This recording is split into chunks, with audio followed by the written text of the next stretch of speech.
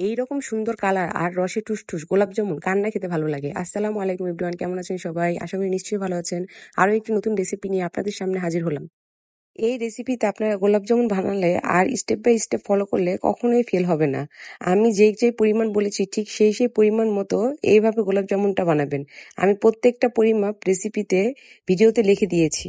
গোলাপ জামুন বানানোর প্রসেসের আগে গোলাপ জামুনের শিরাটা সবসময় আগে রেডি করে নিতে হয়।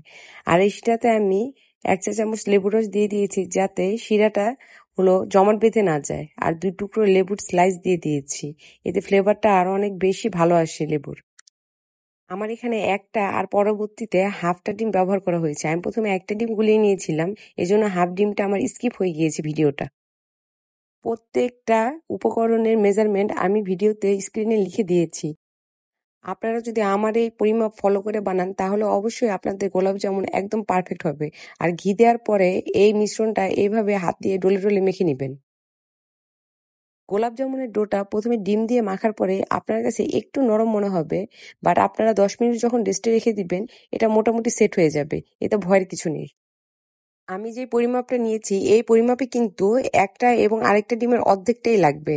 একটা ডিম দিলে কিন্তু ডোটা শক্ত হয়ে যাবে, তখন কিন্তু এটা খেতে ভালো লাগবে না। ভাজার পরে গোলাপ জামুনটা একদম শক্ত হয়ে যাবে। আমার এই ডোটা দেখছেন কিরকম আঠালো হয়েছে, ঠিক এইরকম আঠালো হবে। এটা 10 মিনিট রেস্টে রাখার পরেই একদম টাচেবল হয়ে যাবে। আর হাতে ঘি মাখিয়ে তারপরে এগুলো গোল গোল শেপ করে নেবেন গোলাপ জামুনের মতো করে। এই রেসিপিতে আপনার 12 থেকে 15টা গোলাপ জামুন হবে। আর যদি আপনি আরেকটু ছোট বড় সাইজ করেন তাহলে এর পরিমাপ একটু কম বেশি হবে। আমি এই মিষ্টির সাথে কিছু ছোট ছোট মিষ্টি বানিয়ে নিয়েছি জর্দাতে দেওয়ার জন্য। গোলাপ জামুনটা যখন তেলে দিবেন তখন কিন্তু গোলাপ জামুনগুলো যাতে বুদবুদ উঠে এরকম গরম থাকতে হবে। আমার তেলটা একটু বেশি গরম হয়ে গিয়েছিল। পরের মিষ্টিগুলো যখন আমি ভেজেছিলাম তখন আবার আমি তেলটা একটু ঠান্ডা করে নিয়েছিলাম। মোটামুটি হালকা গরম তেলের ভিতরে আপনারা এই গোলাপ জামুনটা দিয়ে দিবেন, তা না হলে কিন্তু ভেতরে কাঁচা থেকে যাবে, খেতে ভালো লাগবে না। এইরকম সুন্দর একটা লাল লাল কালার চলে আসার পরেই আপনারা গোলাপ জামুনগুলো নামিয়ে ফেলবেন। দেখুন কত সুন্দর বলের মতো লাগছে দেখতে। এখনই আবার আমার খেতে ইচ্ছে করছে।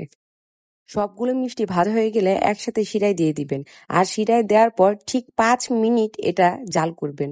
5 মিনিটের বেশি জাল করবেন না, তা না হলে কিন্তু আবার মিষ্টিগুলো চুপসে যাবে, খেতে ভালো লাগবে না। কম খরচে বাসায় খুব ভালোই মিষ্টি বানাতে পারবেন। এত স্বাদ হয়েছে এই মিষ্টি, কি আর বলবো, একবার বানিয়ে অবশ্যই খেয়ে দেখবেন। আমার ভিডিওটি যদি ভালো লাগে বা আমার ভিডিও থেকে যদি আপনাদের কোনো উপকার হয় তাহলে অবশ্যই আমাকে কমেন্ট করে জানাবেন। যারা ইউটিউব থেকে দেখছেন অবশ্যই আমার চ্যানেলটি সাবস্ক্রাইব করে দিবেন। আর যারা ফেসবুক থেকে দেখছেন অবশ্যই আমার পেজটি ফলো দিয়ে দিবেন। Thank you for watching my video.